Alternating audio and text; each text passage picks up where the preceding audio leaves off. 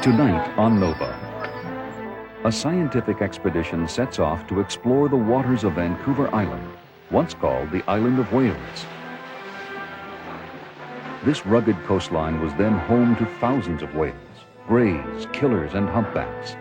In the last century, their numbers drastically declined. Can the whales make a comeback?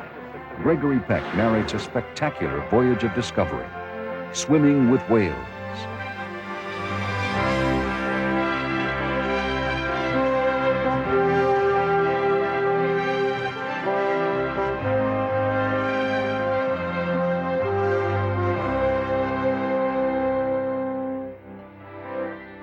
Funding for NOVA is provided by the Johnson & Johnson family of companies, supplying health care products worldwide.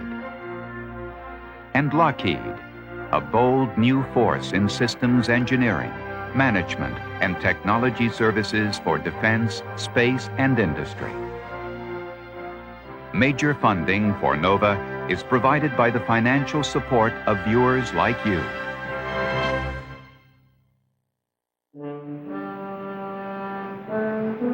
200 years ago, an English sea captain, George Vancouver, came here to the west coast of Canada looking for a shortcut to China. He found instead a magnificent island of forest and streams and bountiful seas.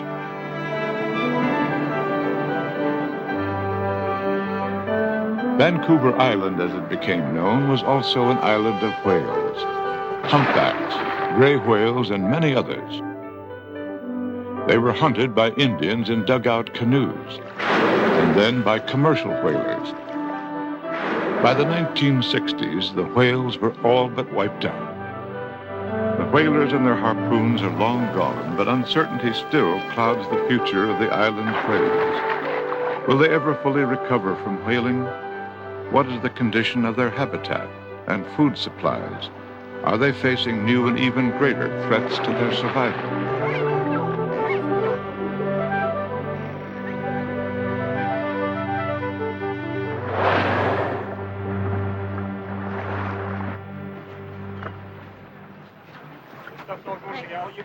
At the port of Vancouver, the schooner John Muir is readied for an expedition by Canadian scientists. Their mission will be an inquiry into the future of whales around Vancouver Island. Okay, get the end of it under the rail. Okay.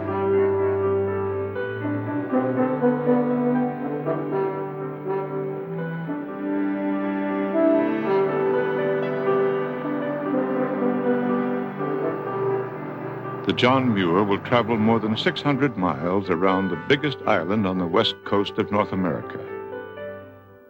The ship will head northwest through Georgia Strait and the killer whale grounds of the Inside Passage. Rounding Cape Scott, she will run south through the summer range of humpbacks and gray whales and back to Vancouver.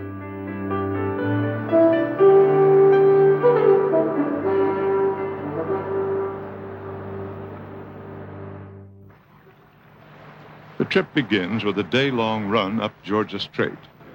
The team uses the time to plan for the work ahead. On here. Yeah. And we could end up pointing the highlights. Individually, each of these scientists has done pioneering research on whales. They are John Ford, a researcher in whale acoustics. Yeah, this one, for instance, I really had to... Okay, well, that you gotta watch. That can be all... Mike Bigg, a world authority on killer whales. Graham Ellis, an expert in killer whale identification and behavior. Ian McCaskey, a specialist in seals, sea otters, and whales. And Jim Darling, the expedition leader and an authority on gray whales and humpbacks. They've been brought together on this mission by the West Coast Whale Research Foundation, combining their special skills to examine the outlook for whales around Vancouver Island.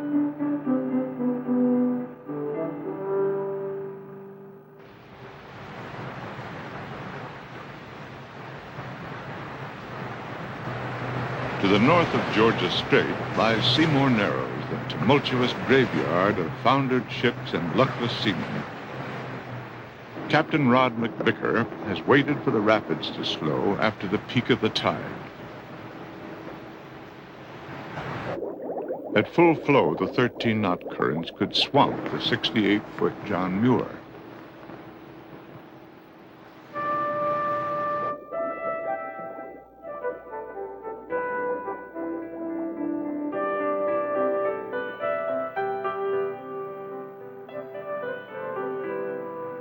The expedition settles down for 60 slow miles through Johnston Strait, the narrow passage between Vancouver Island and the mainland.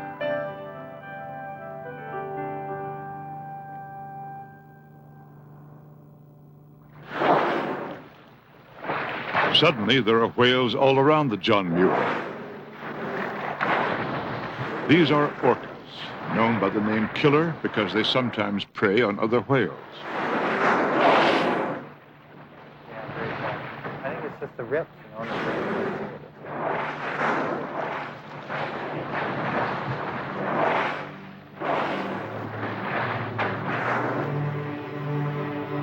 Traveling at 10 knots or more, the whales soon leave the John Muir behind. They're racing north to their summer feeding station at the top of Johnston Strait. This is the attraction. Huge schools of migrating salmon funneling into the strait from the open Pacific. The whales follow the fish in here in the early spring, in June, and The expedition has stopped at the village of Telegraph Cove, where the whales lie in wait for the salmon. They seem to move back up and get the next run of fish as they come through. Nowhere else in the world are killer whales so accessible for whale watching or research. From June to September, the whales take up residence in the strait. Day in and day out, they're followed and photographed from dawn to dusk. On the bluffs overlooking Johnston Strait, university students spend whole summers observing whale behavior. All this attention is a mixed blessing for the whales. Pod, Julia, way over there. Look towards shore. They have an admiring public and protected status under the law, but they're also being unavoidably disturbed. Killer whales depend mainly on hearing rather than sight to find their food and stay in touch with one another.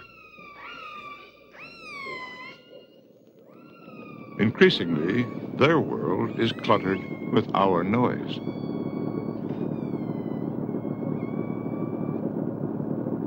Studies have found that killer whales swim faster and spend less time resting when boats are around. Is our interest in whales becoming a problem for them?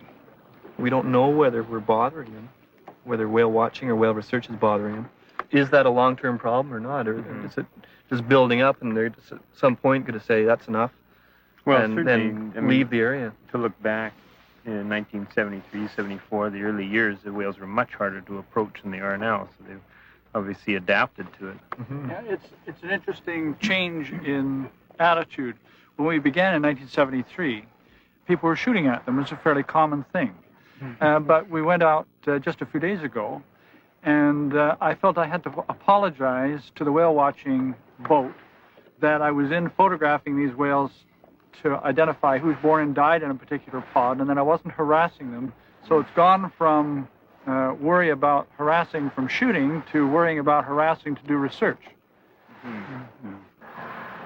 This is where the public fascination with whales began, on the Vancouver waterfront in 1964. A killer whale was harpooned and kept in a pen for 86 days. By the time he died of an infection, Moby Doll, the first captive killer whale, had attracted a huge following. Almost overnight, aquariums were clamoring to buy killer whales. More than 60 were live captured in nets. By the early 70s, there was an urgent need to know whether the captures were a threat to wild populations, but no one had the slightest idea how many killer whales there were. It was Mike Bigg who devised a method of counting the killer whales.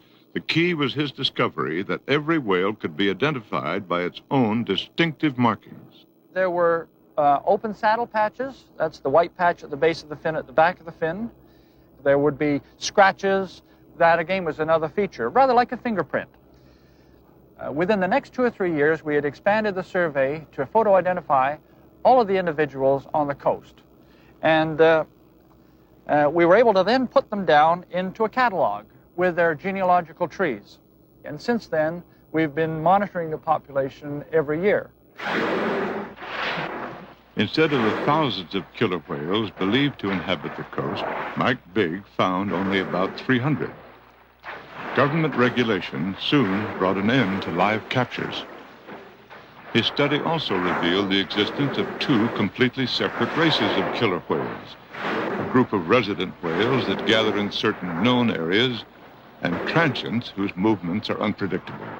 Remarkably, the 2 races coexist in apparent harmony. Now, how have they come to this arrangement? First, they don't mix. We've traveled with both races many times and have never seen them mix. Sometimes they'll get within 100 yards of one another, but the 2 groups really don't integrate. Secondly, they don't eat the same foods, so they don't compete. Transients eat marine mammals, and residents eat fish. So it's as though the 2 races had agreed on some sort of treaty. I'll eat one kind of food, you eat another. This way they can stay in the same area and not compete. DNA studies indicate that residents and transients have been genetically separate for tens of thousands of years. But no one knows what caused the 2 groups to diverge or what keeps them apart. And the hydro pump. Your lunch is heavier than mine. Oh. Working out of an anchorage near the top of Johnston Strait, the research team will make a survey of resident killer whale pods. They'll note births and deaths and take new photographs for the killer whale catalog.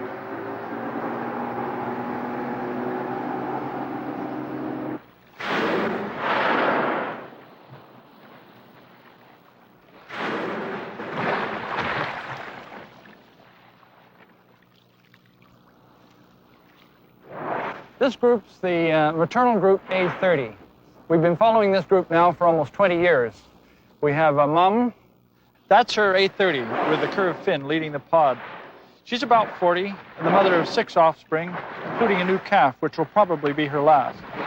These are matrilineal families led by the oldest female. This bull with the tall fin is the oldest son, A6, born in 1965. A50, born in 1984, is a young female, and the pod's only hope for carrying on the maternal line, unless the new calf, which we see here, turns out to be a female. This is A38, the second oldest son, born in 1970. And the next is his younger brother, A39, now 14 and beginning to show the distinctive male fin. And again, the big male, A6. You might wonder, how do we determine the ages of these animals? Because we can't have followed an animal for 60 years to know that that's how old it was. Well, it turns out that we can do this because there's a most unusual feature of the biology of the animal, and that is it stays in its family group for its whole life. And so all we have to do is know who was born to whom, and then we can reconstruct the age of different individuals. The reconstruction is made easier by the similarity of killer whale and human life patterns. Whales pass through childhood, puberty, maturity, and death at almost exactly the same ages that we do.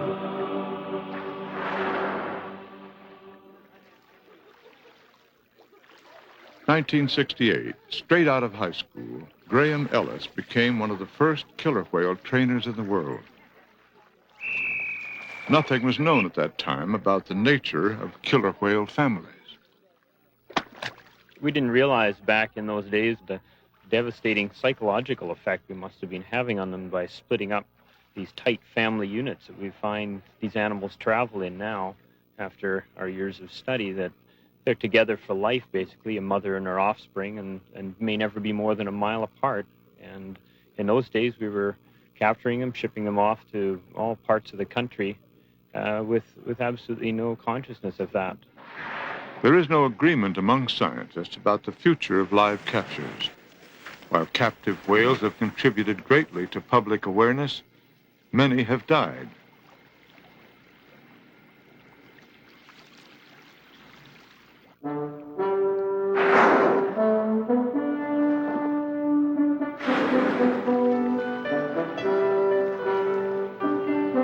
In September, when the salmon are gone, the resident killer whales leave Johnston Strait. Most of them head north into the open Pacific, and there they vanish. Over the next 9 months, there will be occasional sightings, then weeks or months without a trace.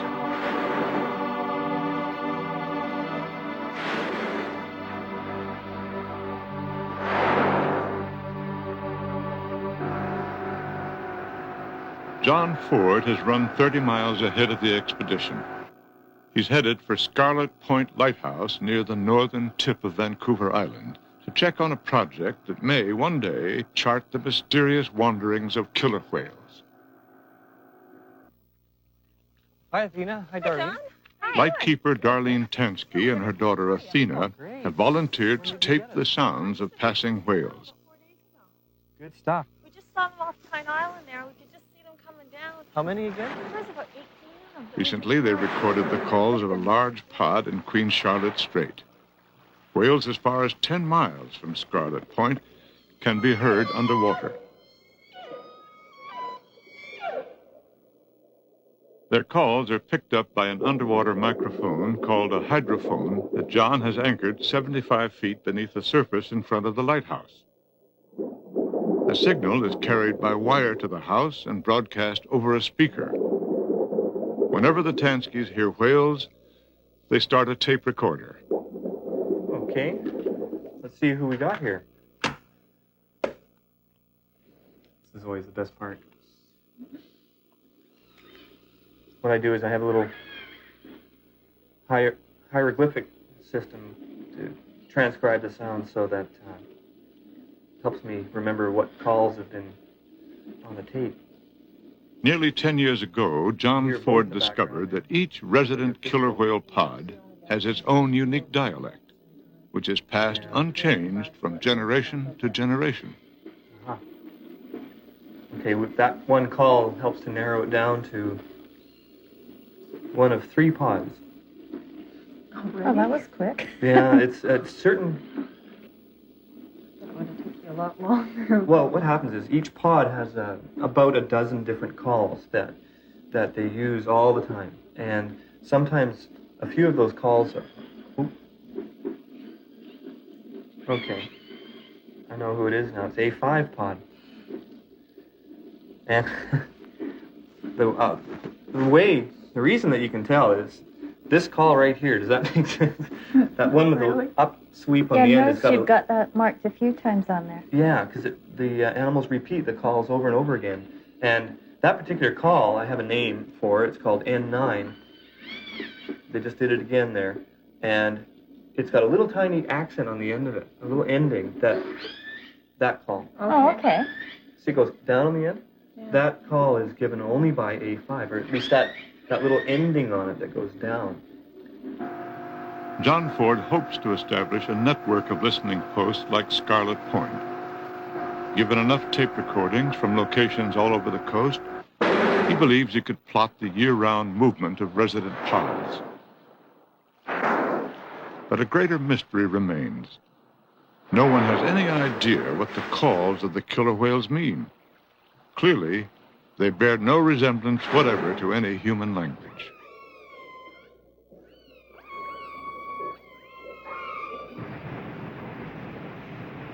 This is where John Ford's analysis of dialects breaks down, with the transient killer whales. They hunt in silence, cruising the reefs and kelp beds for seals and sea lions.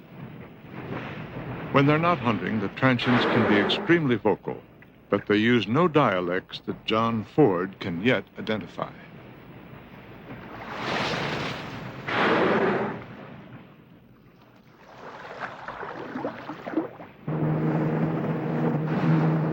No one has been closer to transients making a kill than Graham Ellis.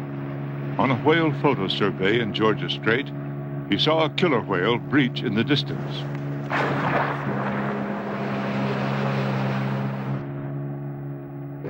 When he saw a second breach, he shut off his engine so the whales could hear their prey if they were hunting.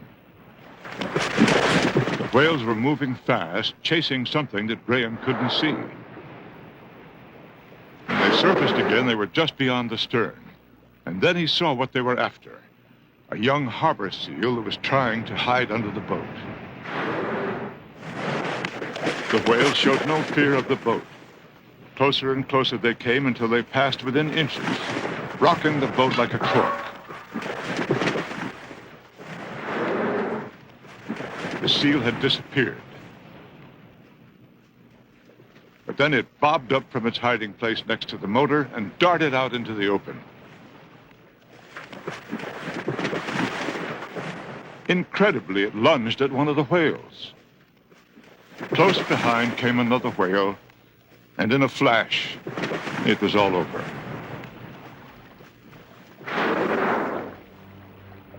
We have only fleeting glimpses into the lives of these strange and wonderful whales.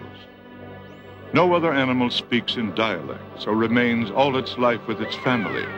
But who fathers the offspring? What binds the family together? Why do they use dialects? And where do they disappear to in the winter? There is much we have yet to discover.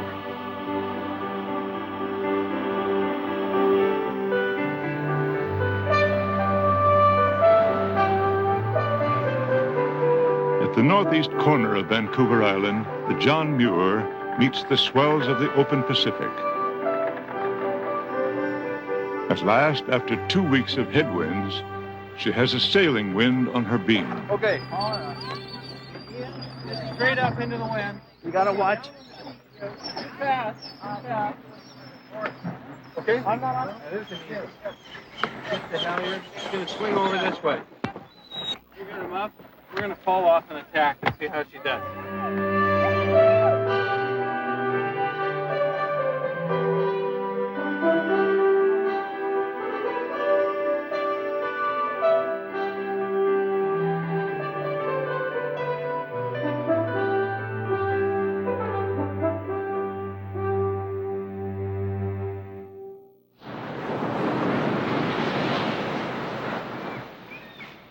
Just to the north of Vancouver Island, the expedition passes the stellar sea lion rookeries of the Scott Islands. Traditionally, these animals have been a food source for the transient killer whales. This is what remains of a population that was once slaughtered in the name of conserving salmon. Although sea lions were protected by law 20 years ago, they've never recovered. Overfishing has depleted their food supply, and now scientists suspect another, more ominous threat.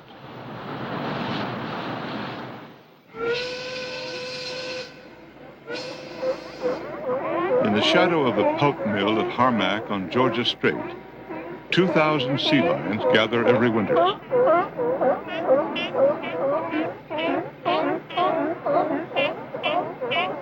They come from rookeries scattered all the way from California to Alaska, including the Scott Islands, 200 miles to the north. The attraction for the sea lions are herring, a huge school that congregates from December to February in the bay in front of the mill. Beneath the log booms where the herring and sea lions live for months, the water is laced with a deadly cocktail of dioxins and other pollutants from the mill. The bottom is a moonscape, almost devoid of life. The sea lions become agents of pollution. In their tissues, they will carry the poisons from the mill to some of the most remote rookeries on the North Pacific.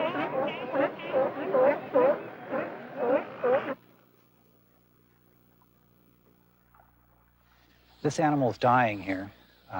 More and more along our coasts, we find our seals, sea lions, and whales are watching in on our beaches. And the most we can do is take a look at their tissues or stomach contents and search for heavy metals or other toxins. And although it's very difficult to determine whether or not the death of the animal is actually caused by the higher levels of pollutants in their bodies, it's beginning to be very suspicious.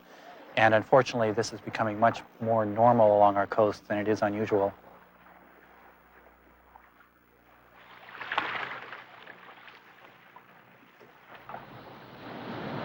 This is where the toxins accumulate, at the top of the food chain.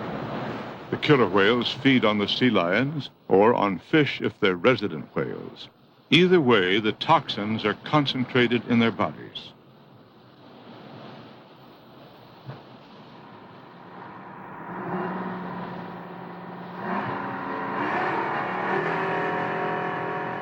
This was L-14, a young male from a resident pod that spends much of its time in Georgia Strait.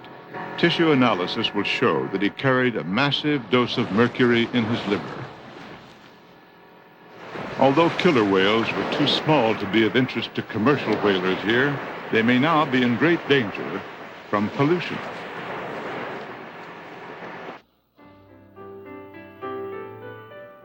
Cape Scott, the stormy northern tip of Vancouver Island.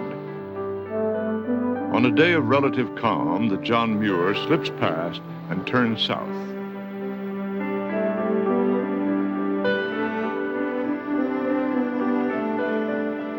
Whole days now pass without another boat in sight. This northwest coast of the island is deserted, abandoned by Indians, homesteaders, and finally by commercial whalers. The whalers hunted off the northwest coast of Vancouver Island for 2 decades after World War II. By the time the operation shut down in 1967, more than 10,000 whales had been killed.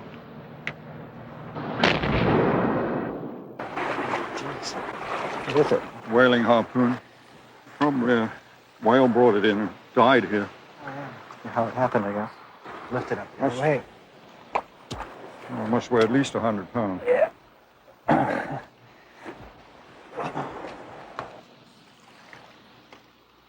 Let's take it.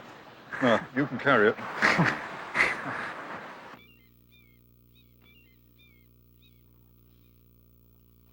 Left float. Saw one blue drift ship. Makes my logbook look absolutely verbose. Jim Darling has been reviewing the logbooks of the Vancouver Island whalers. Going down and down and down in all these years. If you look at this, for blue whales, like in '59, they took 28 right off here. And in '62, they took 27. 63, they took 30. In '64, they took 12. In '65, they took 9. In '66, none. In '67, none. And that was the end of the whale fishery along this coast. Ian McCaskey went to sea with the whalers to do research for the Fisheries Department. It's the cruelest way of killing an animal I can imagine. And I wonder how long it would have been tolerated if we had gone out in trucks and harpooned an elephant and dragged it back. Because it's exactly the same thing. Very dirty business, I think. When you're hunting wild populations, it seems the minute that you're hunting them for profit and to increase the value of shares in a company rather than for food, that's when everything changes. And I think that mainly because you can never satiate a share, the value of a share. It just, you have to have more and more and more and more, and there's never enough. And so you take it all. Several hundred whales are still being taken every year under international agreements that limit the kill. And a few lobby groups are campaigning for a return to full-scale commercial whaling.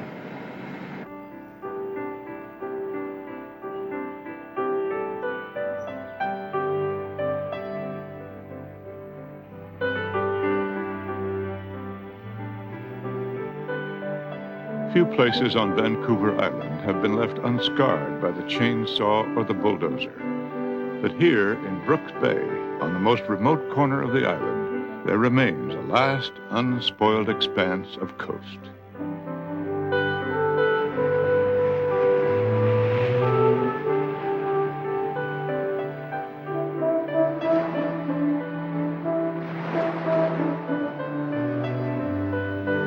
There were no whales to be found at Brooks, and yet the scientists lingered for 2 days, reluctant to leave the beaches and salt lagoons where no one comes for months on end.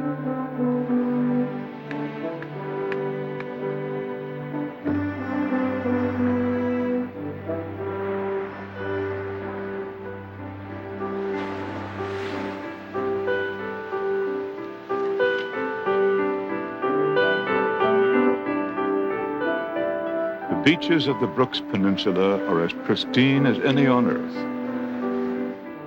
And yet even here, there's no escape from the litter of civilization.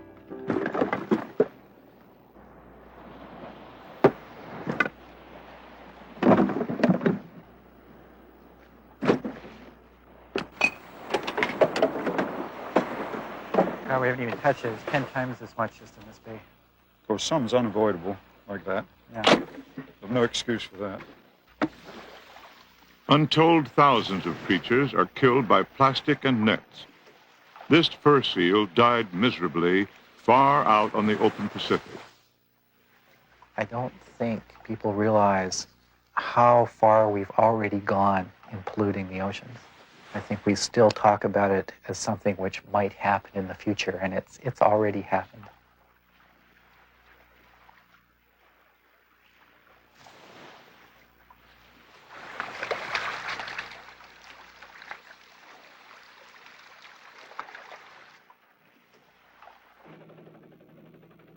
Like wild places everywhere, the Brooks Peninsula is under siege. On three sides, the blight of clear-cut logging is creeping closer. Such has been the fate of all but a few small areas of Vancouver Island. On the fourth side, just over the horizon, more than 800 tankers pass every year, loaded with the awesome potential for a major oil spill.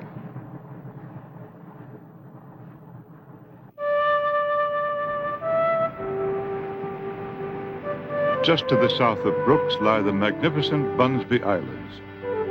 The expedition will pause here for a day to check on the progress of an animal that's dramatically altering the coastal ecosystem. Sea otters are the agents of the ecological changes taking place here. 20 years ago, they were brought back to the Bunsby Islands after they'd been hunted to extinction all over the British Columbia coast. Ian McCaskey headed up the Fisheries Department team that transplanted the otters from Alaska, where many had survived. Over the years, he has seen the otters work a remarkable transformation in the islands. The otters feed by preference on spiny urchins. Urchins, in turn, feed on kelp. Where there are no sea otters, urchins graze the kelp down to bedrock, producing a kind of undersea desert known as urchin barrens. Where there are sea otters, the urchins virtually disappear, and the kelp forest thrives, creating habitat for a rich complex of life. There's lots and lots of kelp up here in the Bunsbys, too. Fairly prolific. Well, that's quite a change from when I first came here. For the past 3 years, biologist Jane Watson has been studying the changes brought about by the otters. This is what Jane Watson has been documenting: the return of kelp beds that disappeared more than a century ago. Before the otters were killed off, the kelp grew so densely, Indians paddled their canoes behind it to take shelter from the ocean swells. So I'll go down and take a look at it, come up and tell you what I see. Okay? See you later.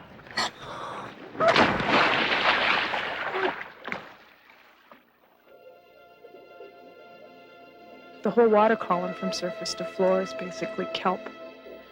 There's all these organisms in the water column. There's fish, tons of juvenile fish that are using the kelp forest as a nursery ground. But it is a forest. That's exactly what it is. Everything is connected here. Every plant and animal, from the tiniest fish to the mightiest whale, is linked by their common dependence on the food and shelter of the kelp forest.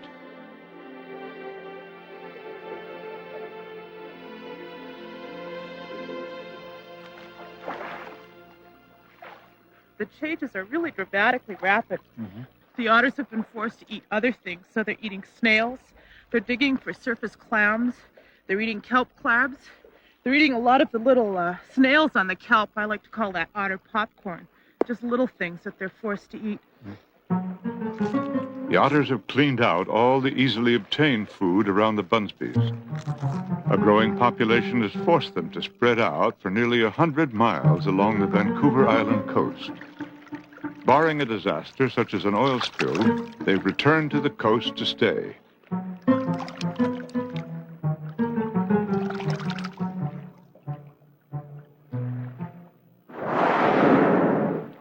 The return of the otters can only be a benefit for Pacific gray whales, the most abundant large whale on the coast. They find much of their food around kelp beds, and they use the kelp forest as a kind of daycare, where they park their young to hide them from transient killer whales. More kelp means more habitat, and eventually, perhaps, more gray whales.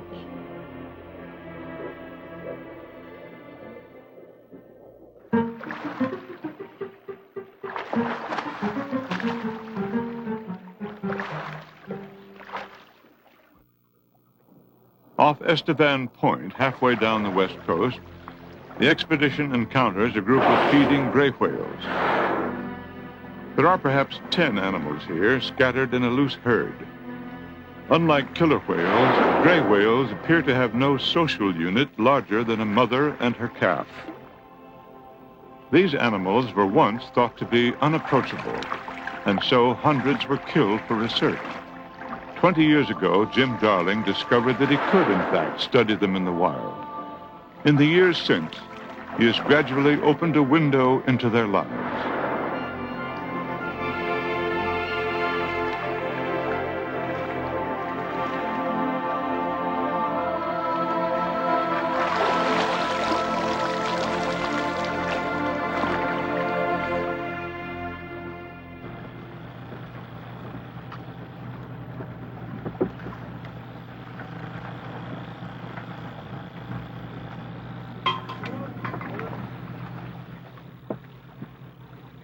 The day after the encounter with the gray whales, the John Muir tows a plankton net off Estevan Point to determine what they were eating.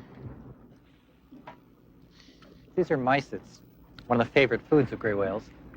They're found in shallow inshore waters, often in association with kelp beds. They're tiny, usually less than an inch long, but they swarm in huge numbers, forming dense clouds over the bottom. We're coming to realize that to understand whales, we have to look at what they eat.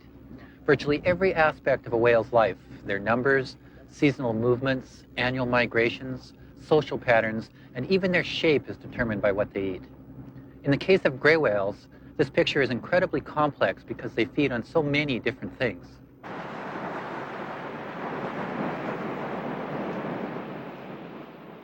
Each year in the stormy days of late winter, the first of the gray whales arrive off the west coast of Vancouver Island on their migration from Mexico.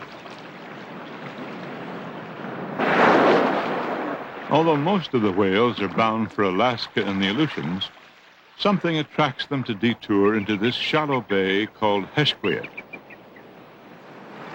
Their timing is impeccable. They arrive just after herring are moved into the bay to spawn. A blizzard of eggs swirls through the eelgrass.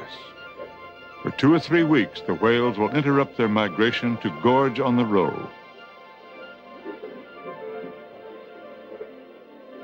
No one knows what guides the whales to the exact time and place where the herring are spawning. It's just this frantic activity which is occurring over a very short period of time. Hundreds of whales in this particular bay, and they're as far as you can see in all directions, and you sort of get this glimpse of just possibly this is how it was at one time. There's large numbers of whales in fairly small areas, and it's an incredible sight. Then they just all disappear within a few days and continue migrating north. Jim Darling wonders whether the annual gray whale migration developed in part out of their feeding on herring roe. The spawning occurs progressively later from south to north, and the whales simply move from one ripe area to the next, all the way up the Pacific coast. When the herring spawning is over, gray whales can be seen offshore swimming with their mouths open as if they were taking bites of air and water. They're using the yellow baleen filters at the sides of their mouths to strain tiny crab larvae out of the water.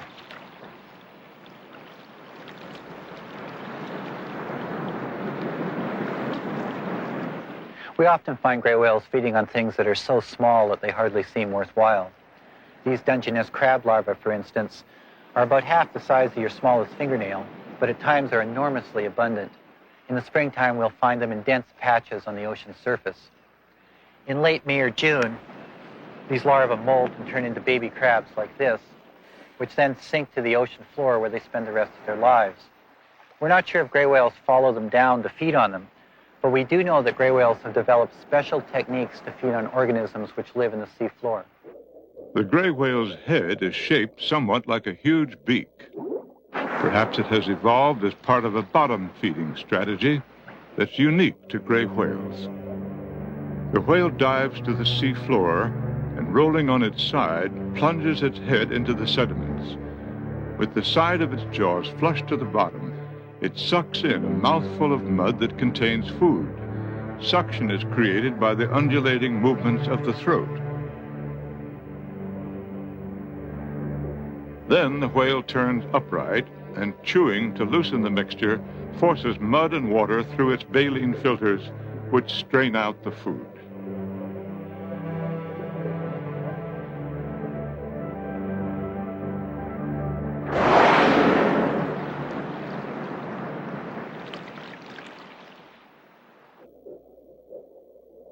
Where gray whales feed, the seafloor is pockmarked with the burrows of a complex community of organisms.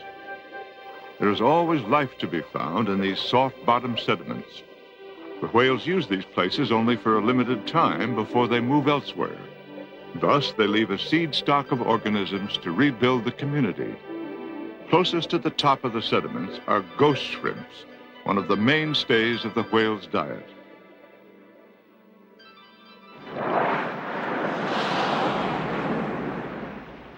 Jim Darling has been able to photo-identify many individual gray whales by the patterns of skin pigmentation on their sides.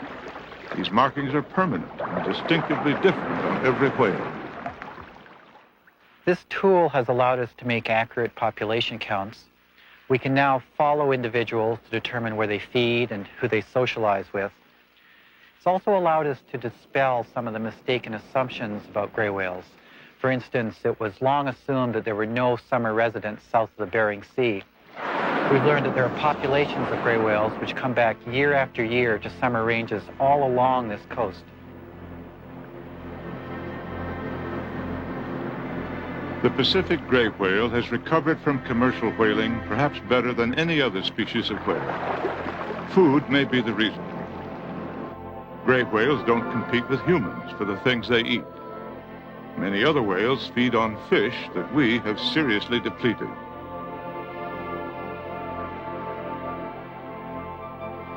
But gray whales are also vulnerable. As a coastal species, they live close to the sources of pollution, which will likely get worse as the shoreline is developed.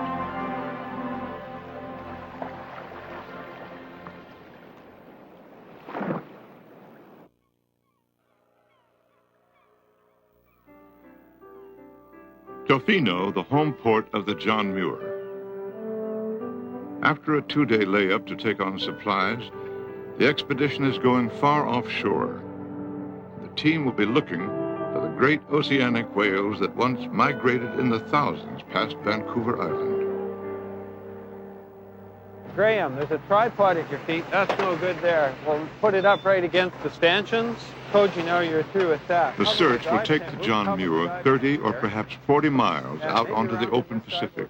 Everything must be tied down for rough seas. We'll get those cleaned up. And, oh, there's a plankton net here. Maybe, can you fit the plankton net in somehow? Okay, well, here's the island, and we're here.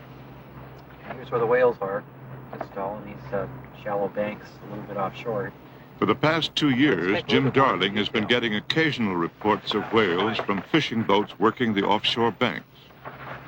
Okay, well, these are the sightings from the observers on the Hake fishing boats from last year. The red ones are humpbacks and the green ones killer whales, and the rest of them are just other cetaceans. We're not sure which. Jim has made sightings himself from small boats, but this will be the first real search of the offshore banks since the days of the commercial whalers. I guess our job, Rod, is to get out here and to do some kind of systematic look at this area and see what we can find.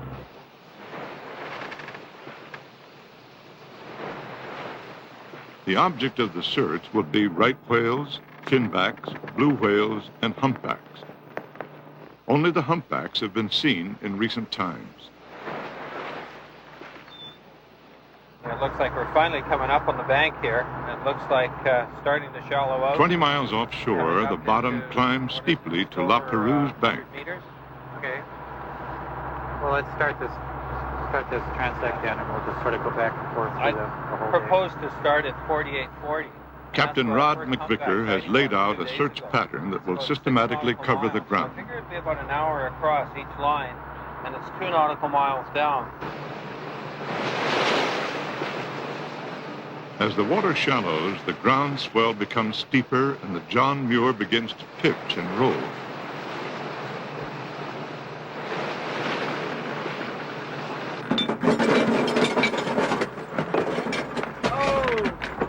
Starting to go. Like a cup of tea for the helmsman? Oh, sure you can. Okay. Just hold on a minute. Just wait.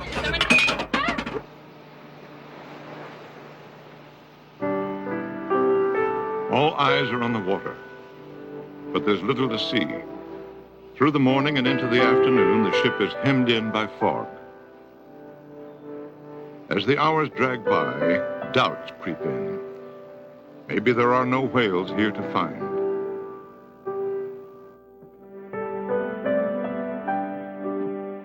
Just at dusk, the fog pulls back to the horizon, but it's already too dark to see if there are whales about.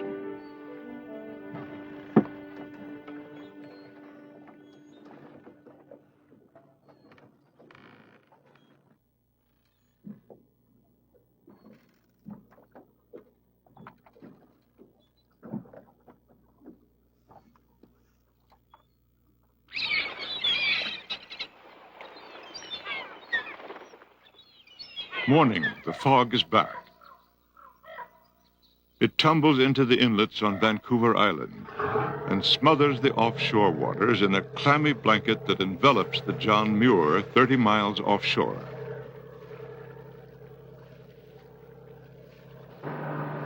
Without much hope, the search resumes. Visibility is even worse than the day before.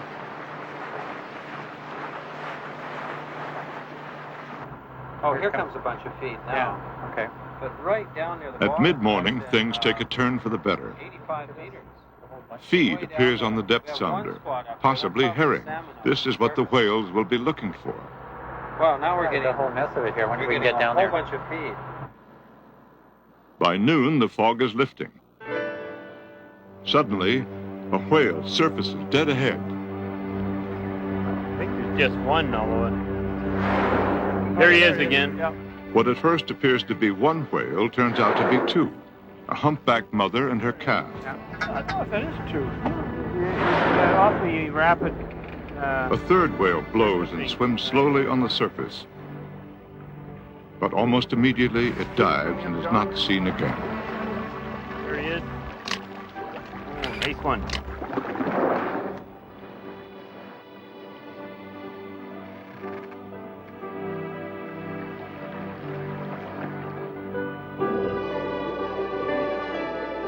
At one time, humpbacks were probably the most numerous of all the whales around Vancouver Island. For more than a century, they were hunted relentlessly, and by the time the slaughter ended, only a remnant population was left on these offshore banks.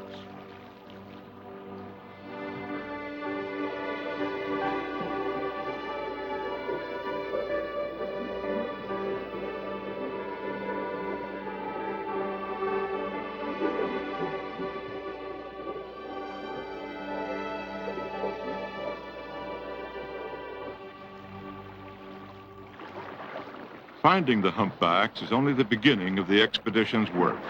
Jim Darling hopes to identify and count as many whales as possible on the banks. For that, he needs photographs of the markings under their flukes.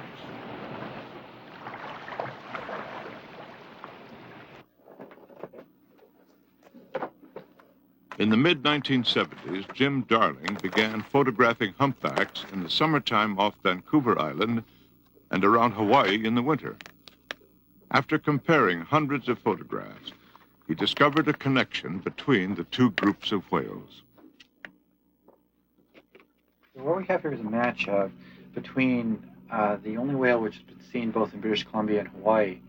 And we first saw it in Hawaii in the winter of 1980, then off Vancouver Island in the summer of 1980, back in Hawaii in the winter of 81, and now 9 years later we've identified it almost in the same location off the coast of Vancouver Island. In the North Pacific now we've probably identified over 2,000 individuals, and we're still at work identifying more. And those have led to population estimates of, say, something less than 5,000 in the entire North Pacific.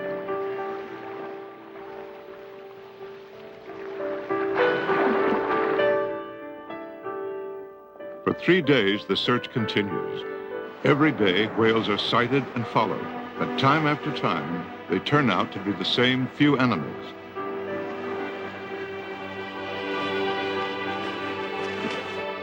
Altogether, only 11 humpbacks are found, the descendants of hundreds that once summered in these waters. And there is no sign whatever of the other great whales that were once so abundant here. 20 miles inshore from the John Muir, the fishing fleet heads in for the night. There may be a connection here with the scarcity of whales. In the winter months, some of these boats fish herring, a traditional food of whales around Vancouver Island. Herring stocks are down, which creates a potentially serious situation, especially for humpbacks. They have to store up body fat here to carry them through the winter months in tropical waters where they don't feed at all. And their food supply has been shrinking for a long time. 50 years ago, the waters off Vancouver Island were alive with pilchards. Huge catches were made, but no one gave much thought to conservation. In the 1940s, the pilchards vanished and the fish plant shut down. It was said to be a natural cycle, and the pilchards were expected to return, but they never have. We're beginning to wonder if whales are going the way of the pilchard. Oh, it's true that gray whales and a few other species have or seem to be making a comeback. But where are the right whales, the blues, the finbacks, and all the other whales that were present in such great numbers around Vancouver Island? We're not finding them, and perhaps we're not going to.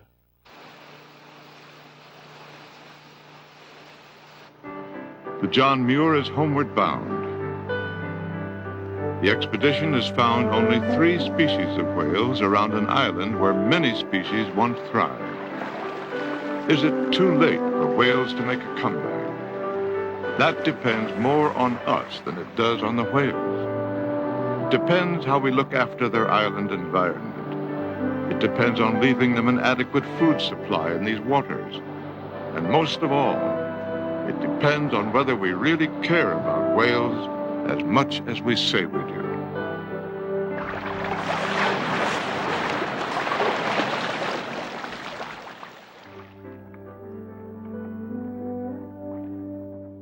Whales have existed, I think, in our imaginations. There still is feeling that these animals are these intelligent, creative animals which peacefully swim around thinking wise thoughts. They are, in fact, real animals with real needs. And the real creature is dying from pollution and dying from destruction of their habitat, destruction of their food supply. The question is, are we capable of saving the myth and losing the real animal?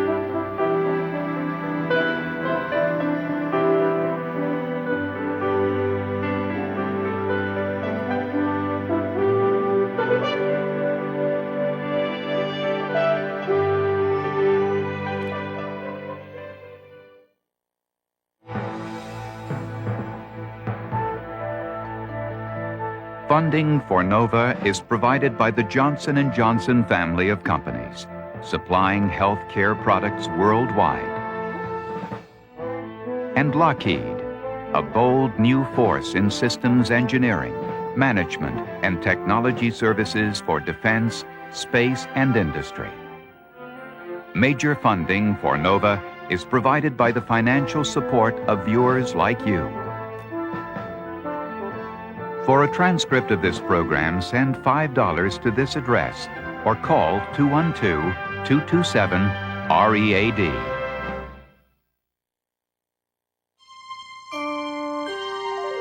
This is PBS.